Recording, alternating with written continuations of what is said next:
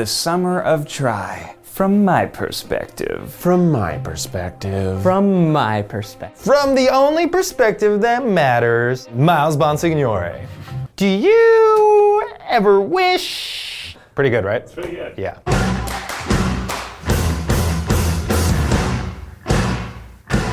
The summer of Try was summer 2019, where we had more projects drop than ever. We put out a podcast, we put out a book, we went on tour. It was a crazy summer of projects. I'm gonna take myself out of the equation. It was not my idea. I was very much like, no. We gotta do this only if it's right. Keith was definitely pretty high on doing the tour. I was as well. We had a lot of live performing experience through our comedy theaters. I have been pushing us to tour since the first year of the Try Guys, because I used to tour. I did a lot of comedy touring, and I'm like, guys, we have a big brand. We can go do shows. People will love us. But it wasn't really until this year that I think we were ready to do it. So I would say Keith, and then I'll give some credit to Zach, because Zach's dad is our touring agent. For the last 4 to 5 years, he's been like, cool, when are you guys going on tour? I think the idea to go on tour came from me, but the idea of what the tour is and what it became was totally a collaborative process. Well, I guess is that I had my knee is kind of fucked up right now, and I did 20 shows on a fucked up knee where we're jumping up and down. We're doing that stupid which is just hopping up and down on my bad knee. Well, I was always awake first every day, and then Keith would wake up about a few hours after me, and then Zach and Ned would sleep until forever. I was like the enthusiastic dad on the vacation who's ready to go in the morning, and everyone else was like the kid who was in bed going no. So you sleep on a bus. Sometimes it just rocks you to sleep like a baby, but other times it's bumpy or it's swaying a little bit too far. Plus, you're all hopped up on adrenaline after doing this exciting show, so you probably wouldn't fall asleep till midnight, 1, 2, sometimes 3. That was the thing I realized. I was like, is my life plateauing? How do I top this? I just did the coolest thing I'll ever do in my life. I don't know that I'll ever be able to do something quite that cool. I'm gonna try really fucking hard though. The best thing about being on the road for 20 cities is seeing 20 cities in the summer. You always have a couple of hours free in the morning to explore a new barbecue restaurant or check out some cool coffee shops in Detroit. The people who came out to our shows in every city, being able to talk to so many of them, especially about the coming out video, and we have so many queer audience members, which is awesome, and a lot of them who are queer or questioning were able to talk directly to me about their experiences. And since the coming out video had just come out before the tour, they felt very confident and open to be able to engage with me on those topics. And to see those people and get to interact with them and give them high fives and sing songs with them and laugh with them, I don't think anything I ever do will quite match it. I think I'm gonna have to go with our Boston show. Boston? The cities that my parents attended the show. Every city was so special. Cop out answer. Boston was a sold out show, and it was sold out for weeks before the show, so it was a super amped crowd. It was a near perfect show. We had really hit our stride by then. And I broke the chandelier with a chicken tender during my segment, which created some really natural drama, because I hit the chandelier, a string falls, and everyone's like, oh no. The first time, particularly for my mom, that I could openly talk to her about being gay, because my entire personal section of the show is sort of like a big old pride parade. So she essentially watched me do a 10-minute pride celebration in pseudo drag. Afterwards, she told me that I looked pretty. So that was her way of saying, I think we're getting to better place of communication. The most special had to have been New York. It was Beacon Theater, iconic theater, the biggest crowd we had. I want to say 2,600 to 2,700 people. On my birthday, in the most iconic theater, the crowd spontaneously sang happy birthday to me. Our show is about an hour 50. That show ran 2.5 hours.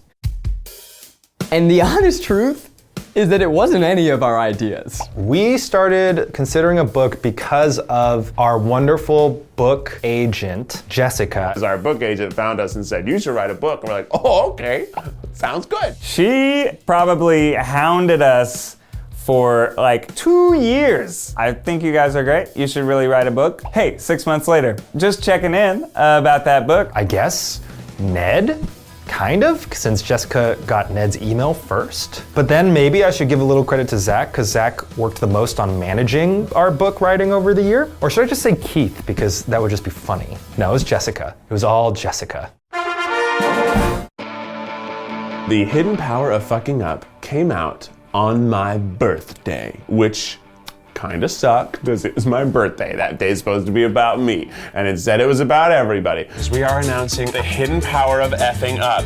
Also, it's my birthday. Once it was actually a book and it was bound and had a barcode, it kind of a serene, special moment for me. And it lasted about 30 seconds. And then it was just on to the logistical grind of flying and traveling and bookstores and going on tour. And I would say that it was just so hectic during that time that I could not even process it while it was happening.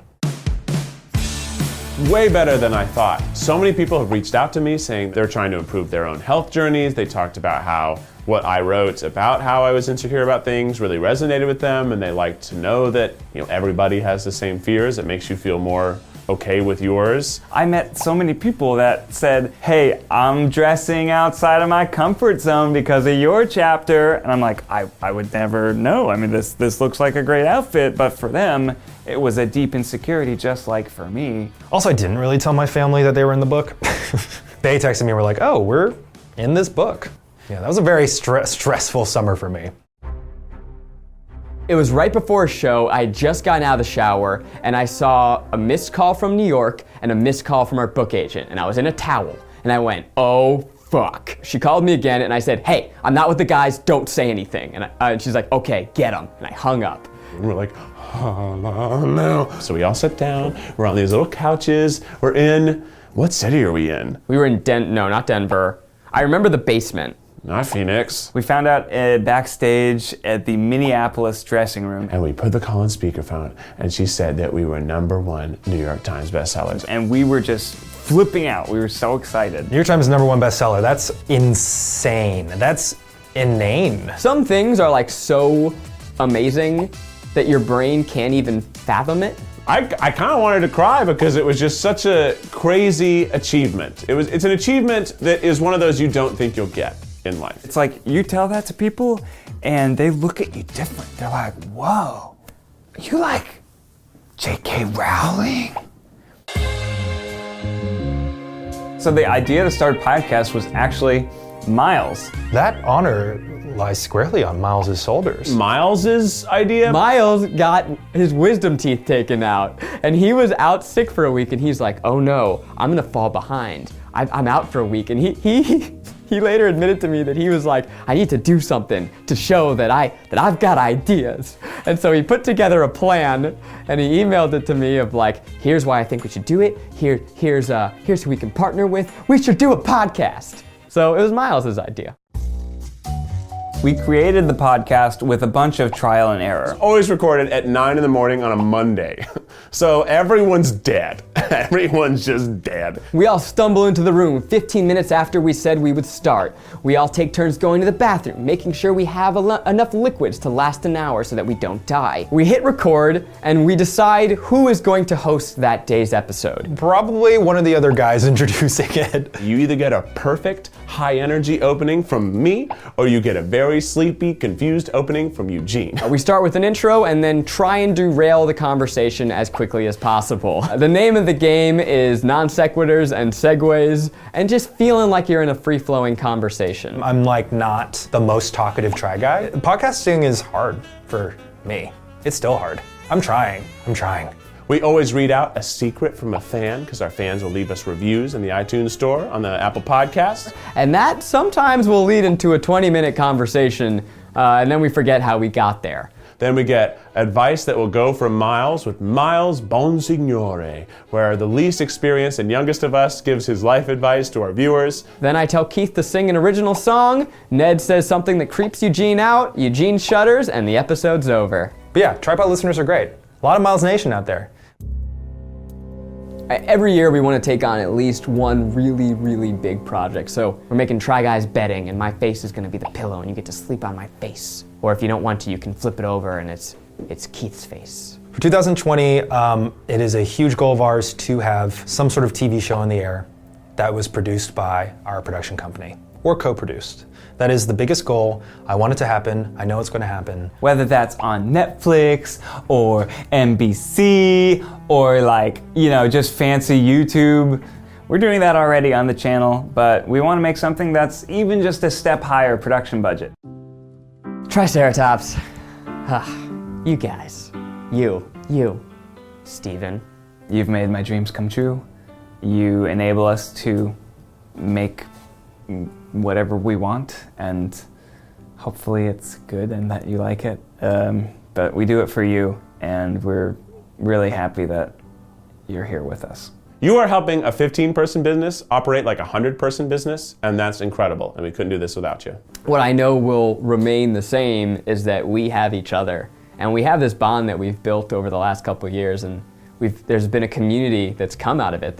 You guys are now interacting in ways that I could have never anticipated. I'm incredibly grateful. I'm having the time of my life. If you keep watching, I'll keep trying, so. Whenever I know that even if someone out there got a good laugh that helped them get out of a depression that day, or were incredibly moved by something where I spoke about my background as an Asian or a person who's gay, what you as the audience tell me is what keeps me doing what I do here online.